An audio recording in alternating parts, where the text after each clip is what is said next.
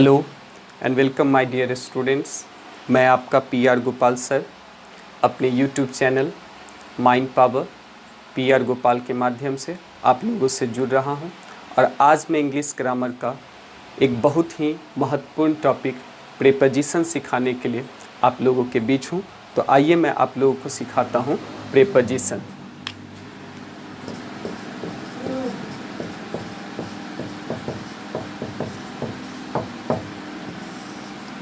देखिए, ये जो वर्ड है प्रीपोजिशन, इसे आप दो तरह से प्रोनाउंस कर सकते हैं। हम लोग हमेशा से इसको प्रीपोजिशन बोलते आए हैं, बट मॉडर्न में अब हम लोग इसको प्रीपोजिशन बोलते हैं। प्रीपोजिशन, तो आप इसे प्रीपोजिशन भी बोल सकते हैं और प्रीपोजिशन भी बोल सकते हैं। इसका पार्ट्स ऑफ स्पीच में बहुत ही महत्वपूर्ण भूमिका होती है। पार्ट्स ऑफ स्पीच में ये बहुत ही महत्वपूर्ण है क्योंकि सेंटेंस का जब स्ट्रक्चर बनाते हैं तो उसमें प्रीपोजिशन की बहुत ही महत्वपूर्ण भूमिका होती है। प्रीपोजिशन बहुत मुश्किल है लेकिन सीख लेने पर बहुत आसान है। मैं मुश्किल इसलिए कह रहा हूँ कि ढेर सारे स्टूडेंट्स को, चाहे वो बोर्ड एग्जामिनेशन हो, चाहे वो कॉम्पिटिटिव एग्जामिनेशन हो, प्रीपोजिशन से रिलेटेड जितने भी क्वेश्चंस आते हैं उसमें अक्सर वो परेशान होता है। मैं केवल लर्नर्स की बात नहीं कर रहा हूँ, बहुत टीचर्स भी इस टॉपिक में अपने आप को सहज महसूस नहीं करते हैं क्योंकि यह प्रैक्टिस का चीज़ है। मैं इसलिए कह रहा हूँ कि ये जो प्रीपोजिशन है ना, ये प्रीपोजिशन एक होते हैं लेकिन उसके यूजेस डिफरेंट होते हैं, इसलिए ये बहुत मुश्किल माना जाता है। लेकिन तब तक जब तक कि आप इसको अच्छी तरह से सीख ना लें। जब इसे आप अच्छी तरह से सीख लेंगे तो ये आपको बहुत आसान लगने लगेगा। तो अच्छी तरह से सीखने के लिए आपको बहुत ध्यान को केंद्रित करके यहाँ सीखना होगा। और हाँ, इस टॉपिक को मैं आपको यूँ सिखा दूँगा कि एक बार में आप इसे सीख जाइएगा। बार बार आपको माथापच्ची नहीं करना पड़ेगा, बस एक बार आप गौर से इस वीडियो को देखिए, ध्यान से देखिए और प्रीपोजिशन को अपना बना लीजिए। देखिए, प्रीपोजिशन दो शब्दों से मिलकर बना है, प्री प्लस पोजिशन। ये दो शब्द मिलकर बना है preposition.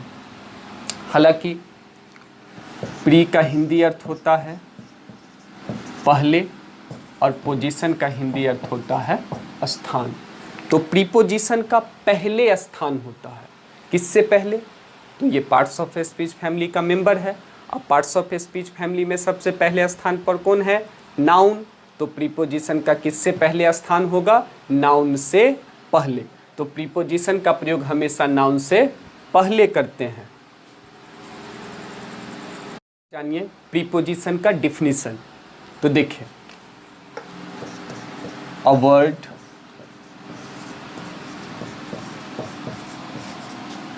placed before a noun or a pronoun. A word placed before a noun or a pronoun to show its relation to other word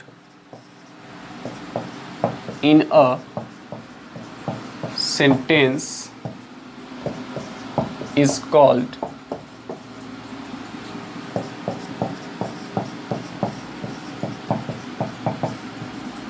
preposition. देखिए, a word placed before a noun or a pronoun। देखिए, ये वैसा शब्द है जो noun या pronoun से पहले प्रयुक्त होता है। देखिए, नाउन या प्रनाउन, यहाँ पे प्रनाउन के जगह पर मैं नाउन इक्विवेलेंट भी बोल सकता हूँ। नाउन का जो फंक्शन होता है वही फंक्शन जब कोई दूसरा वर्ड करता है तो उसको नाउन इक्विवेलेंट बोला जाता है। तो नाउन के आप लोग जानते हैं कि नाउन के जगह पर ही प्रनाउन का प्रयोग किया जाता है। तो इसलिए यहाँ पे मैंने लिखा है कि अ नाउन और अ प्रनाउन।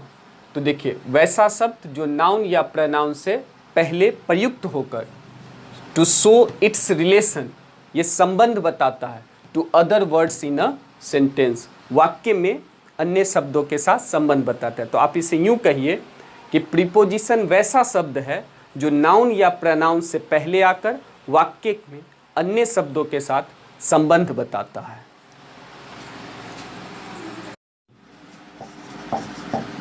जैसे देखिए, मैं लिखता हूं the book is on the table. The book is on the table. देखिए, इसमें नाउन क्या है? The table. उस टेबल से पहले किसका प्रयोग हुआ है? ऑन का।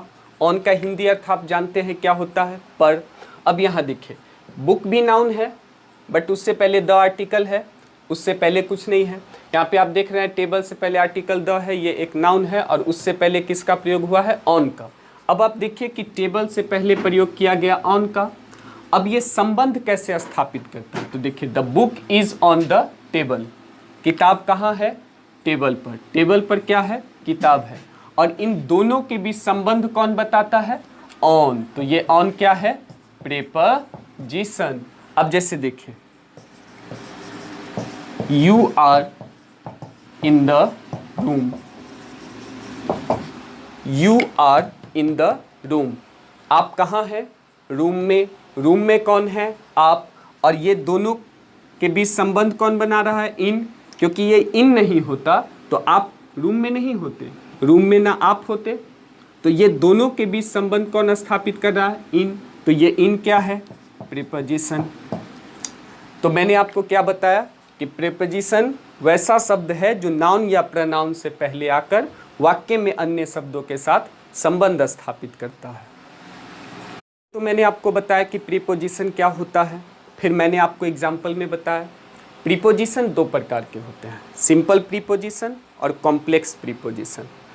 तो सिंपल प्रीपोजिशन की संख्या 55 होते हैं, 55। जैसे आप लोगों ने पढ़ा होगा, एट हो गया, इन हो गया, इनटू हो गया, ऑफ हो गया, सिंस, बिफोर, आफ्टर, जैसे फ्रॉम, फॉर। तो ये सारे आपको सिंपल में आते हैं।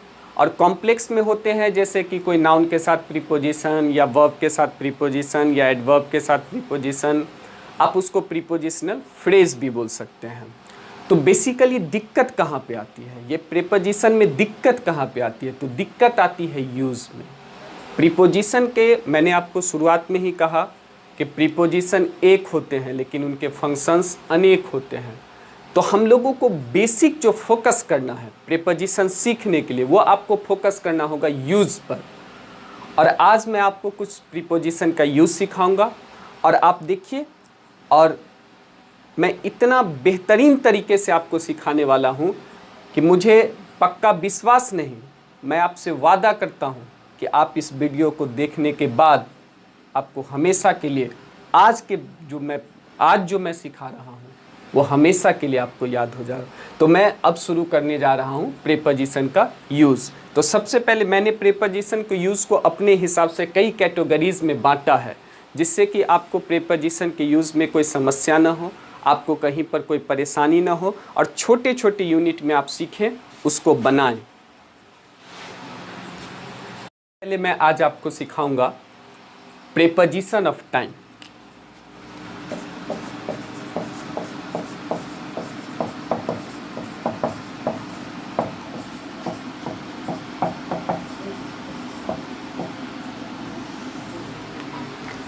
आज मैं आपको सिखाऊंगा कि जब टाइम का प्रयोग किसी सेंटेंस में होता है तो वहाँ पर हम किस प्रीपोजिशन का प्रयोग करते हैं। अक्सर स्टूडेंट फंसते हैं, अक्सर उन्हें समस्याएं आती हैं, लेकिन दावा है मेरा कि अभी आप प्रीपोजिशन ऑफ टाइम्स जैसे ही ये वीडियो फिनिश कीजिएगा और आपको दिलो दिमाग में बस जाएगा। फिर कोई सा भी बुक्स उठा लीजिए, कोई सा भी प्रैक्टिस सेट उठा लीजिए, फटाफट प्रीपोजिशन ऑफ टाइम का क्वेश्चंस आपसे बनने लगेंगे। ये ज़रूरी नहीं है कि जो प्रैक्टिस सेट मैं बनाता हूँ वही आप दुनिया का ABCD कोई भी बुक उठा लीजिए और पहले इस वीडियो को अच्छे से देख लीजिए और फिर आप प्रीपोजिशन ऑफ टाइम का क्वेश्चन बनाइए। अब देखिए, सबसे पहले कि ये टाइम जो है, ये वर्ड जो मैंने आपको लिखा है सबसे पहले आपको समझना होगा कि ये टाइम हम लोग देखते कहाँ हैं, टाइम को हम लोग समझते कैसे हैं। तो आप जानते हैं कि टाइम को हम लोग घड़ी में देखते हैं। कहाँ? घड़ी में। सबसे पहला जो टाइम हम लोग देखते हैं वो कहाँ देखते हैं? घड़ी में, यानी वॉच। सबसे पहले आप कहाँ समय देखते हो? घड़ी में। अब जैसे घड़ी में, अब देखिए अभी 9 बजा है। कितना बजे? 9 बजे। ठीक है, आप इसको इंग्लिश में क्या लिखेगा? 9 o'clock। अब ये 9 o'clock कहाँ बजा है? घड़ी में ना। अब जैसे मान लिया जाए 9:30 PM।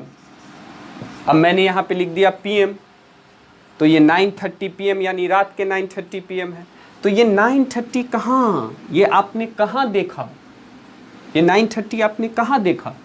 वॉच में देखा ना। अब जैसे 10 AM, ये 10 AM आपने कहाँ देखा? वॉच में ना।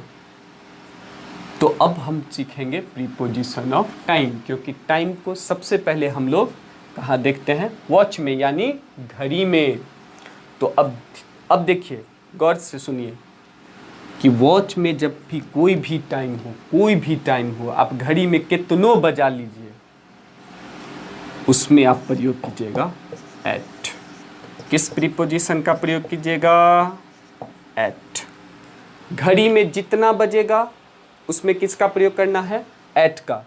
लेकिन ध्यान रहे, पक्का समय हो तब। जैसे 9 बजे, अगर किसी ने कहा 9 बजे तो 9 बजे, यानी पक्का समय है, तो क्या लगाइएगा? अब इसी में आप सोच रहे होंगे ये पक्का समय और कच्चा समय क्या होता है? कच्चा समय नहीं होता।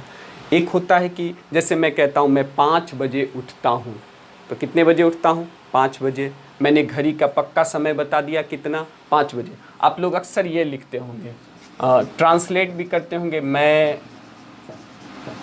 5 बजे उठता हूँ। तो आप क्या ट्रांसलेट करते हैं? I get up.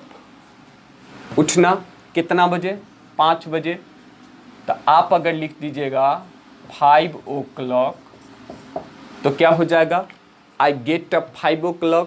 आप अपने हिसाब से तो बिल्कुल सही है, लेकिन प्रीपोजिशन के हिसाब से, सेंटेंस के स्ट्रक्चर के हिसाब से, ग्रामर के हिसाब से ये सेंटेंस बिल्कुल रॉन्ग है। तो इसको राइट करने के लिए हम लोग क्या करेंगे? तो हमने देखा कि यहाँ कितने बजे हैं?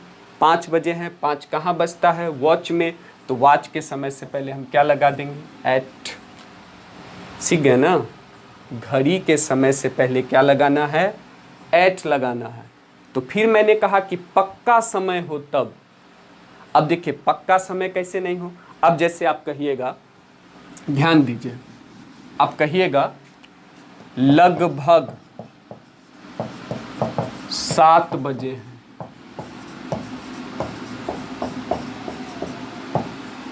अब 7 तो घड़ी में ही बजता है, लेकिन पक्का नहीं ना है। क्या है? लगभग। ध्यान दे रहे हैं? ये क्या है? लगभग। अब लगभग लगा दिए, तब आपको डाउट हो गया। तो अब ध्यान दीजिए, घड़ी के समय में यदि लगभग, हिंदी में अगर लगभग लगा दे, तब आप वहाँ पे या तो अबाउट लिखेगा या अराउंड लिखेगा। तो अभी आपने क्या सीखा प्रीपोजिशन ऑफ टाइम में? कि घड़ी के समय में यदि पक्का समय हो तो एट लगाएंगे, और यदि लगभग लग जाए तो अबाउट या अराउंड लगाएंगे। आप इसको लिखेगा क्या? It is about 7 o'clock। आप ये भी लिख सकते हैं it is around 7 o'clock। English grammar में बहुत से ग्रामरियन की अलग अलग मान्यताएं होती है। कुछ लोगों का कहना है कि जब टाइम हो तो अराउंड लगाएंगे, वॉच का टाइम हो तो अराउंड लगाएंगे, ड्यूरेशन हो तो अबाउट लगाएंगे, लेकिन आप इन दोनों में से किसी का प्रयोग कर सकते हैं। अभी आपको बताएं कि घड़ी में जब पक्का समय हो तो एट लगाइएगा, यदि लगभग हो जाए तो अबाउट या अराउंड लगाइएगा। अब देखिए घड़ी के समय का तीसरा प्रीपोजिशन देखिए, यदि घड़ी के समय में हिंदी में से लग जाए, क्या लग जाए? से लग जाए तब प्रीपोजिशन चेंज हो जाएगा। अब जैसे देखिए मैंने कहा 7 बजे, तो 7 बजे में आप एट का प्रयोग करेंगे। यदि लगभग 7 बजे हो तो अबाउट या अराउंड का प्रयोग करेंगे। अगर यही कह दीजिएगा 7 बजे से, तो आपका प्रीपोजिशन चेंज हो जाएगा और आपका प्रीपोजिशन हो जाएगा सिंस। अब जैसे फॉर एग्जांपल देखिए, मैं 7 बजे से पढ़ा रहा हूँ। 7 बजे में क्या लगा दिए? से। अब इसको क्या हम कहेंगे? I have been teaching. कितना बजे से? 7 बजे क्या लग गया? से। क्या लिखेंगे?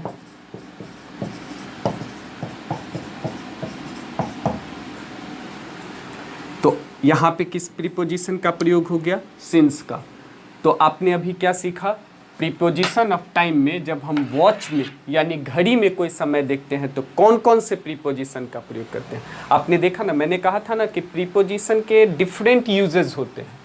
अब एक यूज आप सीख लीजिएगा और दूसरा यूज आपको पता ही नहीं रहेगा। तो हर जगह, अब जैसे आपको पता है कि घड़ी के समय में एट लगाते हैं, तो हर जगह एट लगा दीजिएगा तो नहीं ना चलेगा। कहीं एट लगेगा, कहीं अबाउट लगेगा, कहीं अराउंड लगेगा, कभी सिंस लगेगा। और भी कई प्रीपोजिशन है, और भी यूजेस होंगे, और भी आगे बताएंगे। अब ये तो मैंने प्रीपोजिशन ऑफ टाइम में सबसे पहले बताया वॉच। अब देखिए घड़ी, फिर समय को आगे कैसे करते हैं। घड़ी में समय देखते हैं, फिर समय धीरे धीरे बढ़ता है। समय बढ़ता है तो उसका स्वरूप विस्तार होता है। फिर उस समय को हम लोग कहाँ रखते हैं? कैलेंडर में। तो सबसे पहले मैंने आपको घड़ी का प्रीपोजिशन सिखा दिया। अब कैलेंडर में देखिए, अब देखिए कैलेंडर में क्या क्या होता है। तो आप किसी भी, कोई भी कैलेंडर जो आप खरीदते होंगे या कहीं से प्राप्त होता होगा, जैसे कि आपको कोई भी कैलेंडर आपने देखा होगा, तो कैलेंडर में सबसे पहले आप देखते होइएगा कि ईयर का नाम रहता है। अब जैसे आपने इस साल का कैलेंडर खरीदा, तो ये कौन सा साल है? 2020। तो सबसे पहले क्या देखा आपने? ईयर। ईयर भी क्या है? एक टाइम ही है ना। उसके बाद आप क्या देखते हैं? मंथ देखते हैं। उसके बाद क्या देखते हैं? डे देखते हैं। उसके बाद क्या देखते हैं? डेट देखते हैं। किसी भी कैलेंडर में आप इस 4 का प्रयोग समय के ही रूप में करते हैं, चाहे वो साल हो, चाहे वो महीना हो, चाहे वो दिन हो, चाहे वो डेट हो। अब हम देखेंगे कि समय का ये बड़े रूप में कौन कौन से प्रीपोजिशन का प्रयोग होगा। तो अब देखिए, जब कहीं भी या ईयर हो या मंथ हो, इस दोनों में आप एक ही प्रीपोजिशन का प्रयोग कीजिएगा, और वो क्या है? इन। और जब डे हो या डेट हो तब उसमें आप प्रयोग कीजिएगा ऑन। तो याद हुआ? साल के नाम से पहले इन, महीना के नाम से पहले इन, दिन के नाम से पहले ऑन, दिनांक से पहले, डेट से पहले ऑन। तो एक मैंने आपको प्रीपोजिशन ऑफ टाइम में कैलेंडर का प्रीपोजिशन सिखाया। साल में इन, महीना में इन। आप कोई भी साल उठा लीजिए, 1985, 1947, 2020, 2019, 18, आपको जो भी साल मन है, कोई भी साल हो, इन। कोई भी महीना ले लीजिए, जनवरी, फरवरी या मई, जून, जुलाई, कुछ भी, क्या लगाइएगा? इन। अब तो जानते हैं कि 7 डेज होता है, संडे, मंडे ऑनवर्ड्स। तो फिर डेट 1 जनवरी, 2 जनवरी, इस तरह से कुछ भी हो। तो साल का नाम इन, महीना का नाम इन, दिन का नाम ऑन, डेट हो ऑन। अब देखिए एग्जाम्पल में, जैसे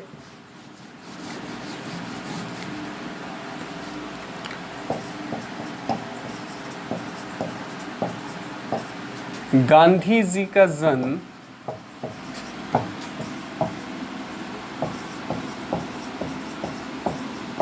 2 अक्टूबर को हुआ था। कब हुआ था? 2 अक्टूबर को।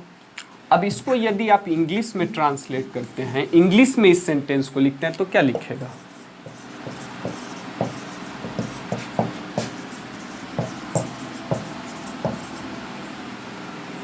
2 अक्टूबर। ये क्या है, डेट है ना, क्या लिखेगा, ऑन 2 अक्टूबर। कब जन्म हुआ था गांधी जी का, 2 अक्टूबर को, तो Gandhi ji was born on 2 अक्टूबर। अब यहाँ पर ये ऑन का प्रयोग हमने कब किया, जब ये डेट था तब। सीधा सीधी अगर रहता कि गांधी जी का जन्म अक्टूबर में हुआ था, तो अब अक्टूबर किसका नाम हो गया, महीना का, क्या लिखेंगे, Gandhi ji was born in अक्टूबर। तो फिर आपको मैंने प्रीपोजिशन ऑफ टाइम में कैलेंडर का प्रीपोजिशन सिखा दिया। याद रखिएगा, महीना के नाम से पहले, साल के नाम से पहले इनका प्रयोग कीजिएगा, और दिन के नाम से पहले और डेट से पहले किसका प्रयोग कीजिएगा, ऑन का प्रयोग कीजिएगा। देखिए ये किसका नाम है, साल का, ये किसका नाम है, महीने का, ये किसका नाम है, दिन का, और ये किसका नाम है, डेट का। अभी मैंने आपको बताया कि इन दोनों में इन का प्रयोग कीजिएगा, इन दोनों में ऑन का प्रयोग कीजिएगा। लेकिन अब देखिए, अगर इन सबों के साथ हिंदी में से लग जाए, इसके साथ हिंदी में क्या लग जाएगा, से, जैसे 2019 से, मई से, संडे से, 15 अगस्त से, सीधे प्रीपोजिशन चेंज कर दीजिए, सिंस।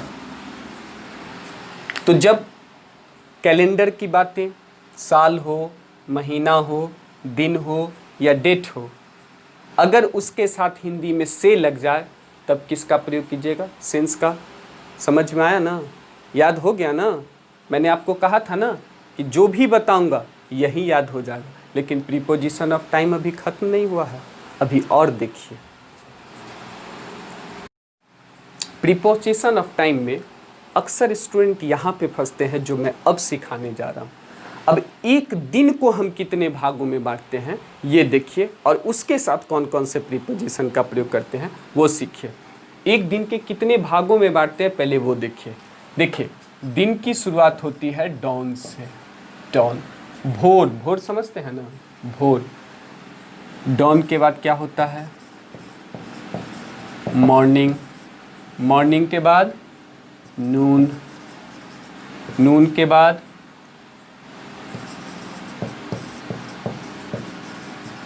आफ्टरनून, आफ्टरनून के बाद डस्क, डस्क के बाद इवनिंग, इवनिंग के बाद नाइट, और नाइट में ही होता है मिडनाइट। एक दिन को हम लोग इतने भागों में बांटते हैं। डॉन यानी भोर, मॉर्निंग तो आप जानते ही हैं सुबह, नून दोपहर, आफ्टरनून भी दोपहर, डस्क गोधूली बेला, इवनिंग जानते हैं शाम, नाइट रात, और मिडनाइट आधी रात। अब ये जो दिन के डिफरेंट पार्ट्स हैं, इन डिफरेंट पार्ट्स के साथ हम किस प्रीपोजिशन का प्रयोग करेंगे ये सीखिए, क्योंकि अक्सर स्टूडेंट यहाँ पे जाके उलझ जाते हैं। अब सीखिए, बस देखते रहिए और आपको याद हो जाएगा। देखिए, डॉन, नून, डस्क, नाइट या मिडनाइट। देख रहे हैं ना, डॉन, नून, डस्क, नाइट या मिडनाइट। इसके साथ हमेशा प्रयोग कीजिएगा एट का। फिर से याद कीजिए, देखिए, देखते देखते याद हो जाएगा। डॉन, नून, डस्क, नाइट या मिडनाइट। इसके साथ किसका प्रयोग कीजिएगा, एट का। आप जानते हैं ना, नून को हम लोग मिड डे भी कहते हैं, उसके साथ भी किसका प्रयोग कीजिएगा, एट का। बचा क्या, मॉर्निंग, आफ्टरनून, इवनिंग। इसके साथ किसका प्रयोग कीजिएगा, इनका। मॉर्निंग, आफ्टरनून, इवनिंग, इसके साथ किसका प्रयोग कीजिएगा, इनका। एक बार फिर देख लीजिए, डॉन से पहले एट, क्या लिखेंगे, at dawn, at noon, at dusk, at night या एट मिडनाइट। इन मॉर्निंग यानी इन द मॉर्निंग, मैं अभी सिखा रहा हूँ प्रीपोजिशन, फिर आर्टिकल वगैरह बहुत सी बातें हैं। मॉर्निंग से पहले इन, इवनिंग से पहले इन, आफ्टरनून से पहले इन। तो अब जो आप सोच रहे होंगे कि प्रीपोजिशन ऑफ टाइम पूरा समाप्त हो गया, नहीं नहीं, अभी और बहुत सी बातें हैं, लेकिन अब मैं आपको सिखाऊंगा अगली वीडियो में। साथियों, यदि आपको ये वीडियो अच्छा लगा होगा तो हमारे चैनल को सब्सक्राइब ज़रूर कीजिएगा, अपने मित्रों को भी बताइएगा, शेयर कीजिएगा, ताकि ज़्यादा से ज़्यादा स्टूडेंट तक ये वीडियो पहुंच सके और ज़्यादा से ज़्यादा स्टूडेंट्स इस वीडियो से लाभ उठा सके। मैं YouTube पर पहला वीडियो डाल रहा हूं। पहला वीडियो बनाने में कई प्रकार की समस्याएं आई है, धीरे धीरे उन समस्याओं को दूर करने का प्रयास करूंगा। तब तक अपने अपने घरों में रहिए, सुरक्षित रहिए और अपने अपने एग्ज़ाम्स की तैयारी करते रहिए। Thank you.